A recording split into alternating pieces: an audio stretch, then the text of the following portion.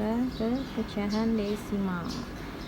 Ya, pecahan desimal ini adalah pecahan ada yang persepuluhan, perseratusan, perseribuan, dan seterusnya yang ditulis dengan menggunakan tanda koma.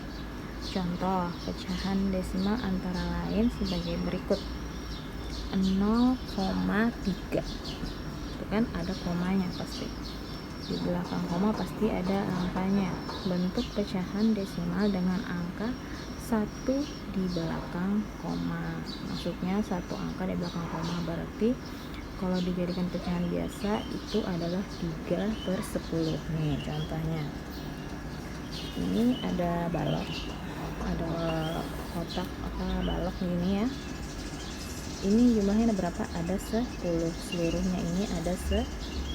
Terus yang dikasih warna ada 3, berarti 1, 2, 3, berarti 3/10. 3/10 itu udah per 10, jadi kita langsung aja dijadikan pecahan desimal tanpa mencari lagi. 0,3 ya, karena itu 10, berarti di belakang koma selalu satu angka ya, satu angka di belakang koma. Per 10 sama dengan 0,3. Kalau per 10 berarti satu angka di belakang koma.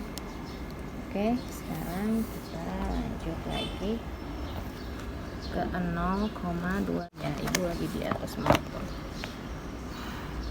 0,25 bentuk pecahan desimal dengan dua angka di belakang koma. Kita lihat gambar lagi. Ini kubusnya ini ada 100 petak ya. 1, 2, 3, 4, 5, 6, 7, 8, 9, 10 ya, ini ada 100 petak. Dan yang diwarna ada berapa? Yang diwarna ada 25, berarti kalau kita jadikan pecahan biasa sama dengan 25/100. Dan kita jadikan pecahan desimal menjadi 0,25. Kenapa 0,25? Karena kalau per 100 pasti dua angka di belakang koma. Ingat ya, kalau per 10 itu di belakang komanya itu hanya satu angka. Kalau dia per 100 pasti dua angka di belakang koma ya. Sekarang kita lanjut contoh soalnya.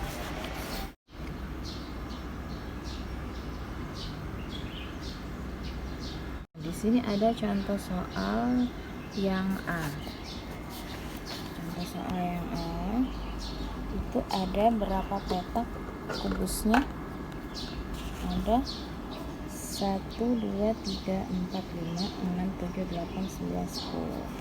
Jadi kita tulis dulu 10 penyebutnya, dan yang diwarnai ada berapa? 1, 2, 3, 4, berarti 4/10. Kalau kita jadikan bilangan desimal berarti 0,4 sama dengan 4/10, karena per 10 satu angka di belakang koma. Oke, sampai situ dulu. Ini sekarang pecahan yang bentuknya persen. Persen adalah bentuk lain dari pecahan berpenyebut 100. Persen itu pasti penyebutnya 100. Ingat ya, kalau persen itu selalu penyebutnya 100 ya, 100 penyebutnya 100. Kalian sering jalan-jalan ke mall kan? Sebelum pandemik sering jalan-jalan ke mall. Pasti di mall tuh ada istilahnya potongan atau diskon.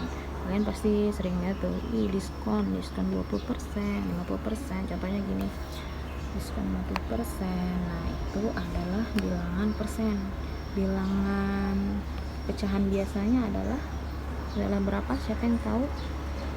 Ya, pecahan biasanya adalah 50 per 100 ya, kita tulis 50 per 100 pecahan biasanya. Nah, di sini ada contoh 8%, artinya adalah 8 per 100 karena persen selalu berpenyebut 100. Ingat ya, kalau persen itu penyebutnya selalu 100. Sekarang coba lihat lagi yang selanjutnya, 25%, artinya 25% atau 1/4. Tahu nggak kalian caranya 25% itu kok bisa menjadi 1/4 ya? Begini caranya ya, kembali lagi ke persen. Nah, ibu ulangin 25%. 25% itu adalah 25 per 100. Pecahan biasanya 25 per 100. 25 per 100 itu kita harus bagi habis sampai tidak bisa dibagi lagi. Di sini supaya lebih mudah, kita lihat penyebutnya bisa dibagi berapa. Penyebutnya itu 100 itu pasti bisa dibagi 10, dibagi 20, dibagi 25, dibagi 50, dibagi 100. Nah, kalau bilangan 25 berarti dia bisa habis dengan dibagi 25 juga. Berarti bila penyebutnya dibagi 25, pembilangnya harus dibagi 25, dapat hasilnya 1/4. 25 dibagi 25 sama dengan 1. 100 dibagi 25 sama dengan 4, hasilnya 1/4. Dan selanjutnya, contoh selanjutnya adalah 50%. Kita ambil contoh yang mudah-mudah dulu ya. 50% artinya 50 per 100. Ingat ya, persen selalu per 100, tidak ada per 1000, tidak ada per 10, pasti per 100. 50 per 100 dibagi berapa supaya dia habis tidak dibagi lagi. Dibagi 50. 50 dibagi 50 sama dengan 1. 100 dibagi 50 sama dengan 2. Hasilnya 1/2. 1/2 tidak bisa lagi dibagi dengan bilangan lain. Jadi 50% itu sama dengan, bisa disebut juga sama dengan 1/2 ya. Terima kasih.